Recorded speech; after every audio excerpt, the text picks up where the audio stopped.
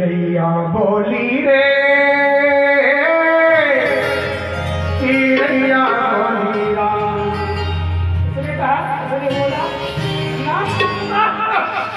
चिड़ैया चिड़ैया बोली रे गौरैया बोली राम। फुदक फुदक के अंगना में चिड़ैया बोली रे चिड़ैया बोली गौरैया बोली राम।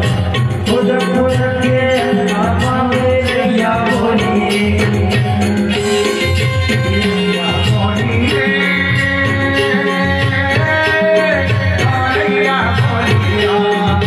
फुदक फुदक के अंगना में चिड़ैया बोली चिड़ैया बोली गौरैया बोली राम। फुदक फुदक के अंगना में चिड़ैया बोली। और वो चिड़ैया क्या बोलती है, वो चिड़ैया क्या बताती है, आनंद से सुनो।